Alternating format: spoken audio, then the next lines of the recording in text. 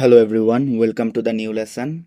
We are about to proceed to the practical implication of several statistical analysis like one-way ANOVA, correlation test, regression analysis, etc. But before proceeding to any statistical data analysis, it is necessary to check whether the numeric variables that we are using in our statistical tests follow the normal distribution. So in this part of this course, you are going to learn how to check the distribution of each numeric variables that you are using in your statistical analysis. And if you found any numeric variables not normally distributed, then I will show you the most followed methods of transformation from a not normal distribution to a normal distribution.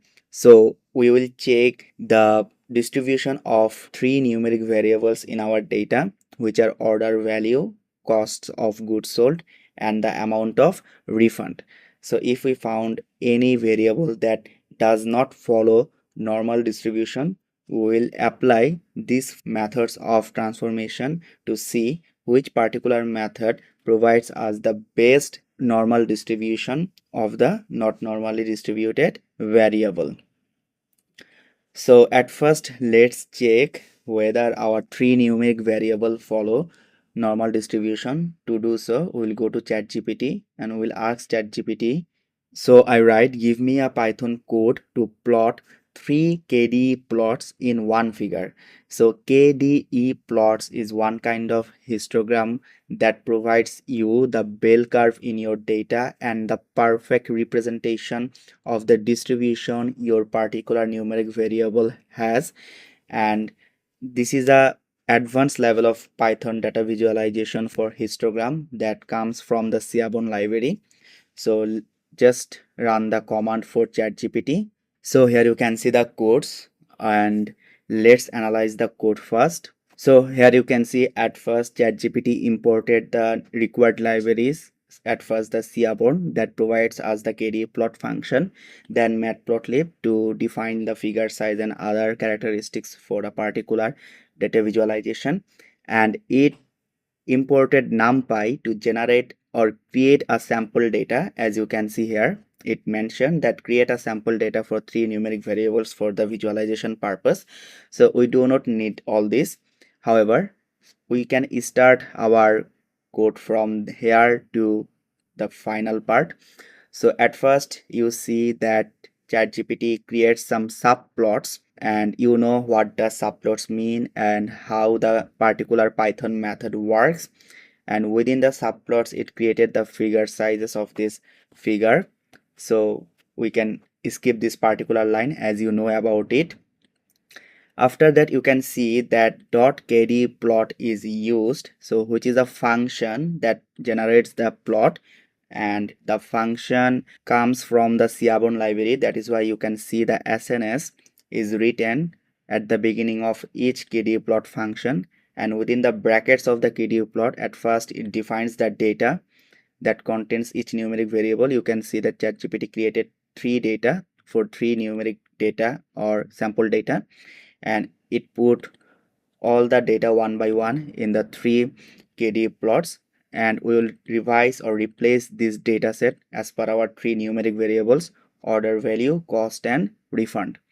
And then it labels the distribution or the variables.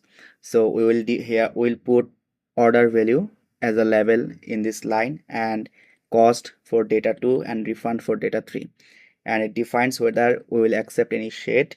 So whether in our graph we want to see the different shades for each variable, and all the shades are true, we'll see different types of shades for the distribution of the variables.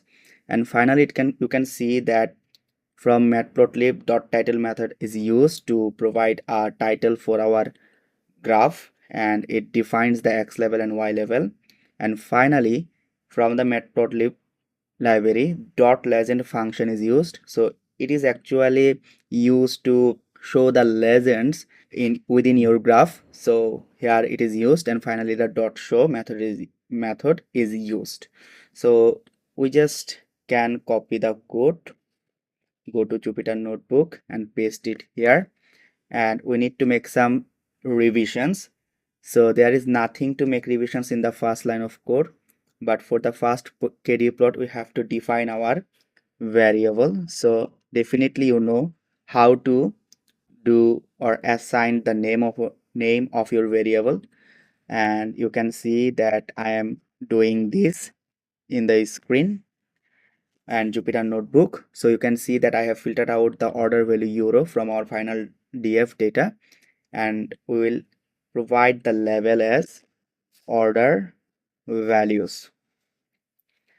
And for the second KD plot, definitely we will filter out the values from cost variable.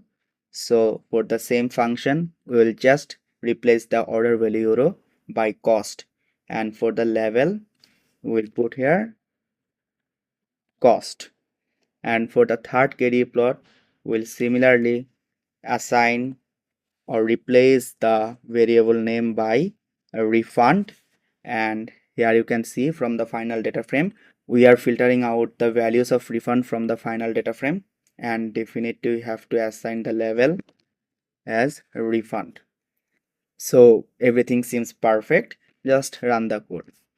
So here you can see the figure. So in this particular figure, you can see the distribution of our three variables individually, and you can see a legend here. The legends indicate that which particular shades and color of the distribution indicate which variable. So the blue one indicates order value, the orange one cost, and the green one refund. If we analyze the distribution of our variables, so you can see the distribution of refund is nearly normal, but we think there can be some improvement if we apply any transformation. So we will see whether applying transformation on refund will result in most or better normal distribution. For the distribution of cost, you can see it is highly right skewed. You can see the most portion of the data or the peak of this distribution is at the left side and a huge slope in the right side, which is similar for the order value distribution. You can see there are very high right slope and indicating the both cost and order value is a positively skewed or right skewed data, not indicating any normal distribution. So for the transformation method must be applied for the order values and cost, and we will see whether applying any transformation method to refund will result in a better solution for normal distribution for this variable. However, this is how you can plot the distribution of your data, and you can analyze whether the distribution follows normal or not normal. If not, you can make decisions to apply transformation. In the upcoming lessons, you will see how to use each transformation method, convert the distribution from not normal to normally distributed data. That's all. Thank you.